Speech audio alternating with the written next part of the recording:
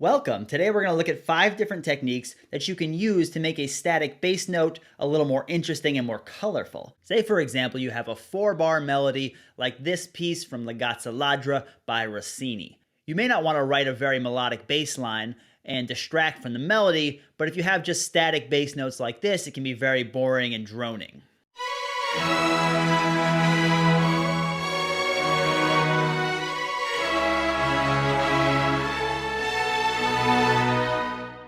So these techniques, or a combination of these techniques, I think you'll find quite useful. Now the first technique is to make things a little more rhythmic. So if you look at the bass in this example, we haven't changed any notes. We haven't added any new melodic ideas or anything. All we've done is change the rhythm. So in the first measure, we've done what's called homophonic writing. So the rhythm of the melody and the rhythm of the harmony is exactly the same. Now in the very next measure, notice the difference here. The melody is holding a long sustained tone, and the bass is continuing that rhythm, so it's sort of detaching rhythmically from the melody in this measure. So you have one measure of homophonic writing, and then another measure of rhythmic independence.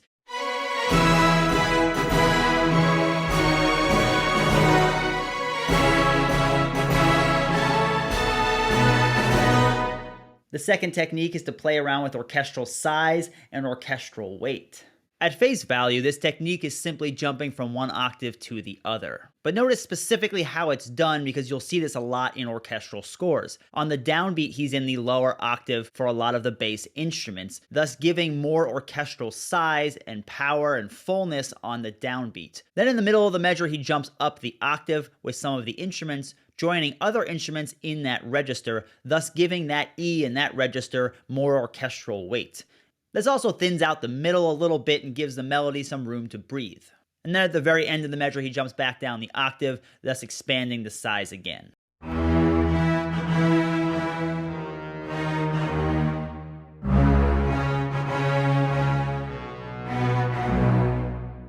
Technique number 3 is neighbor tones. This is an embellishment or decoration of a note by playing the note above or the note below before then returning to the original note. Now in the actual Rossini piece, he uses lower neighbor tones. The first time he uses a diatonic neighbor tone, and then the second time he actually uses a chromatic neighbor tone. So this gives a little bit of color and movement to your bass.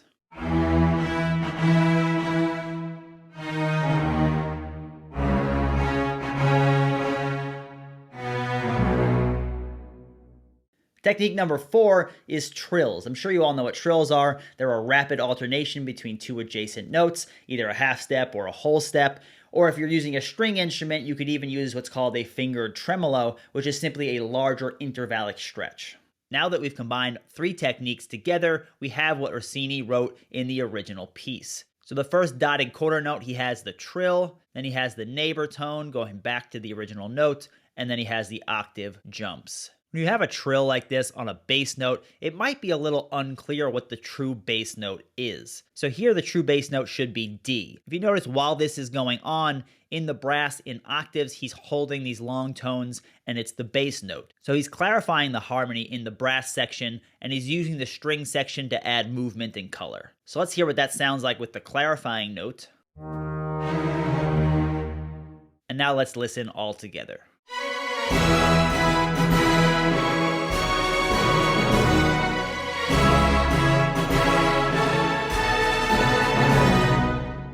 And technique number 5 is imitation. You can take a fragment of the melody from the beginning or from the end and imitate it down in the bass. Or you can also just imitate a rhythmic idea. So you can take the rhythm of a fragment of the melody, put it down in the bass, and then write new notes that are more in tune with a bass function. You've probably noticed by now that this figure in the bass is essentially an exact imitation of the beginning of the melody. Since we've already gone over this piece quite extensively, let's look at another example. In this example by Edvard Grieg, you also have a 4-bar phrase. At the end of the 4-bar phrase, you have this little 4-note motif here. As soon as it ends on the second beat, it is repeated 2 octaves down in the viola section. You can do this in your own music when you have, let's say, a 4-bar phrase like this. At the end of the 4-bar phrase, the last few notes of the motif, you can sort of mimic or tag down below in the bass.